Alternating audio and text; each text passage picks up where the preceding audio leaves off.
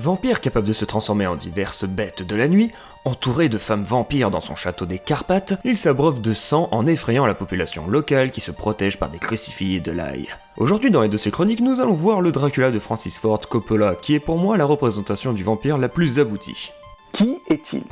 Quelles sont ses origines?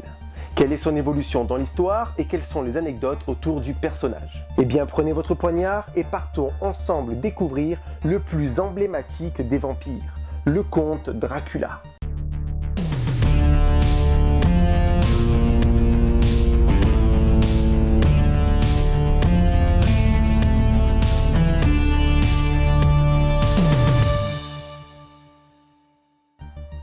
Dans ses origines, Vlad Dracula était un chevalier de l'ordre du Dragon au XVe siècle. Il défendait la chrétienté contre l'invasion turque en Transylvanie de façon assez cruelle. Lors d'une grande bataille, sa promise Elisabetta se suicide, croyant à tort qu'il est décédé. Dracula renie alors Dieu et l'Église et fait la promesse de revenir d'entre les morts avec la toute-puissance des ténèbres. Il devient alors un être dévoré par la soif de sang, capable de communiquer avec les animaux, de se transformer et d'être éternellement lié à sa dulcinée. Dans le film de Coppola, 19e siècle à Londres, un ancien clerc de notaire devenu fou reçoit les ordres de Dracula dans un asile. Son successeur, Jonathan Harker, et tiens salut Néo, part en Transylvanie et rencontre le comte de Dracula, prêt à acheter l'abbaye de Carfax. Dracula découvre Mina, la fiancée de Harker, qui ressemble trait pour trait à Elisabetta, et décide de la séduire et de garder Harker en son château. Ce qui n'est pas la meilleure chose à faire pour séduire une dame. Il va s'en prendre à Lucy, une de ses amies, ce qui va faire venir le fameux chasseur de vampires, Van Helsing. Alors que Harker a pu s'enfuir pour rejoindre Mina, Lucy, elle, est transformée en vampire, puis tuée par Van Helsing. Alors que ses ennemis détruisent la terre venant de son pays natal, Dracula révèle sa véritable nature à Mina. Il sera pourchassé jusqu'en Transylvanie et... On va s'arrêter là. Bien que le film est génialissime, on va pas tout vous spoiler.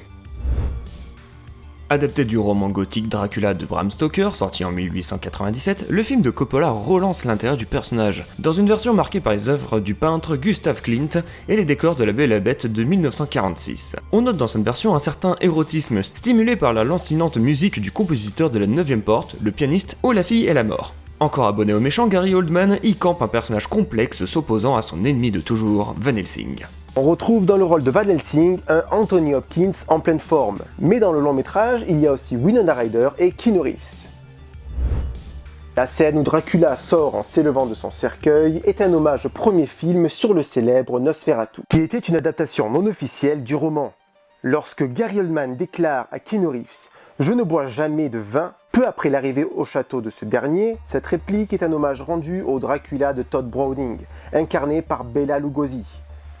Autre exemple, l'asile de fous à Londres, où est interné Renfield, lorsque ceux-ci rentrent en quasi-transe, annonçant en fait la venue du comte, c'est une référence au Dracula de John Badham. On peut également noter une référence plus poétique cette fois-ci, à La Belle et la Bête de Jean Cocteau, lorsque Dracula change en diamant les larmes de Mina. Comparaison.